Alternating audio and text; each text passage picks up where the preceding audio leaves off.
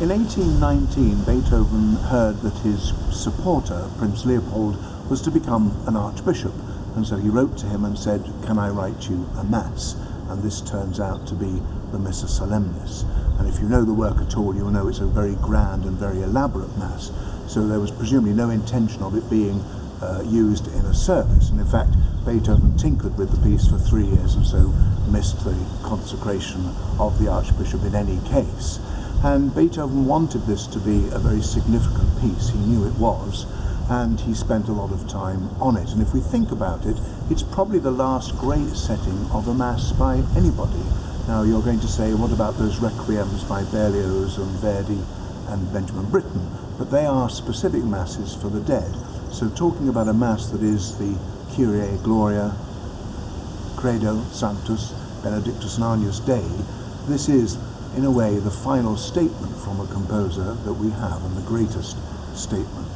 And Beethoven wanted some money for doing all of this work, so he touted the manuscript around various publishers, trying to interest them in it and get money from them. In fact, he played them off all against each other, which was rather naughty of him. And then he made some presentation copies, which he was going to send round to the royal houses of Europe, and eventually also to his friends in Russia. And that's why the first performance, in fact, takes place in Russia, in St. Petersburg. We think that Beethoven conducted himself 3 of the movements, we're not sure which, in Vienna. But of course, Beethoven by then was profoundly deaf, and so we're not sure how wonderful those performances of those movements were. We can't be sure either of Beethoven's faith. We know he was a Catholic, we know he didn't go to church. In fact, when on his deathbed, he did have a priest come to give him the last rites, but maybe a relation organised that for him.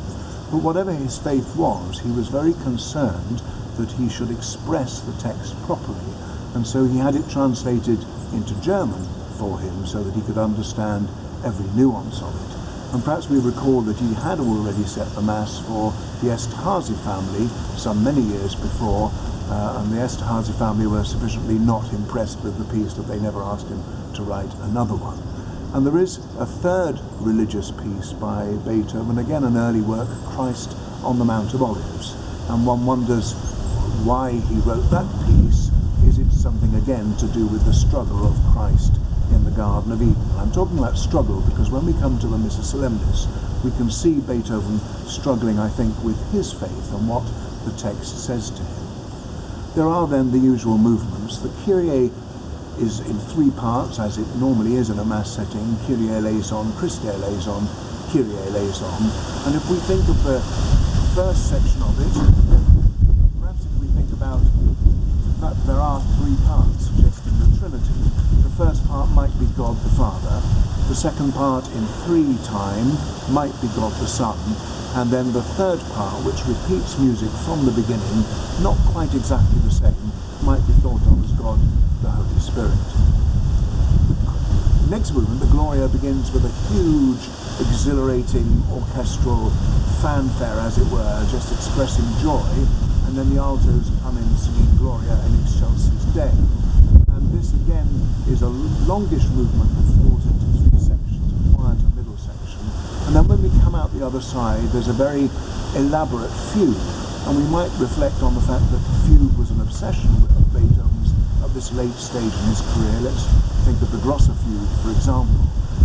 And also the fact that he wanted to finalise that movement with a big gesture. We might think too that Beethoven was always obsessed with variation form and with sonata form, and this Mass breaks that trend because most of it is through composed. He doesn't really use those devices in the Mass. The Credo, the Creed, is the longest movement because the text is the longest, and Beethoven makes sense of that by using the opening motif, Credo in unum Deum, as a motif throughout the piece. And that's quite unusual because when you look at the text in Latin, Credo comes at the very beginning but is not repeated throughout, and so it's a little tagline that Beethoven used to join the piece together, as it were. And that also ends with elaborate fugues. And I'm intrigued by the fact that Et Vitam Venturi and the life of the world to come.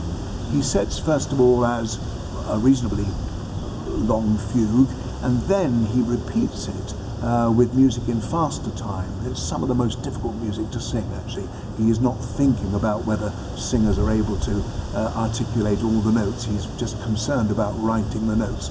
But is he struggling with his thoughts about the life of the world to come? Then the Sanctus with its Benedictus, and there is some muddle about who sings solo and who sings chorus, and that's because the piece was published after Beethoven had died, so he didn't have a chance to correct the proofs. And perhaps we reflect on the fact that it was never a very popular piece. It's too hard to do, it's too hard to sing, very difficult to perform. And that Sanctus is followed by a Preludium, which leads us into the Benedictus. And the Benedictus is quite remarkable because it's really a violin concerto movement. And perhaps we think of the violin, which hovers quite often very high in its register, as being again the gift of the Holy Spirit. And when we come to the Agnus Dei, it begins rather modestly with the bass singing and the soloist singing and then the chorus. And then as soon as we get into the Dona Nobis Pacem section, grant us peace, this is where Beethoven again is struggling, because I think he knew he had not found peace in his life. I don't think he thought he was going to find peace in the afterlife. And so that movement is interrupted twice by trumpets and drums, who have some military music, and by the chorus and the soloists really making impassioned pleas to the Lord to give them peace. And although the piece, the Mass itself, ends in a lyrical 6/8, Dona Nobis Pacem, there is a feeling of an inconclusive ending to the thing, which perhaps is unsatisfying, but does lead us with a wonderful question mark that makes us reevaluate this incredible Mass that Beethoven has written. Now, also in the programme is music by Ina Boyle, and we're going to nod towards the end of the First World War and to Remembrance Day by singing her very short choral piece, Soldiers at Peace. The poem is by Herbert Asquith, second son of the Prime Minister, and she wrote it in 1916, so right in the middle of the war. She was very impressed with her own piece and so wanted it published, and she paid for a publication in 1917 by Novellos, and it was only performed once in 1920. The reviews were good. Poor old Ina Boyle, and I've been promoting her music, is one of the most significant Irish composers, born in 1889, died in 1967, and apart from a very early success with a piece called The Magic Harp, which won a Carnegie Prize in the 1920s, she found it almost impossible to get her music performed. She was having lessons between the wars with Vaughan Williams. She was coming over by boat to have lessons with him, and he was very supportive and admired her works and said, we must try and get you performances. But they eluded her. So although there are 3 symphonies and a violin concerto and various orchestral works and songs and choral music, almost none of it was performed in her lifetime, or we're beginning to bring it out there. I've recorded The Magic Harp in a disc of music celebrating the conductor Dan Godfrey for Dutton, and then as a follow-up to that I've recorded a disc of Ina Boyle's orchestral music, which does include the First Symphony and the violin concerto, as well as other orchestral works by her. So our concert then in November, Beethoven Missa Solemnis with a little prelude, Soldiers at Peace by Ina Boyle.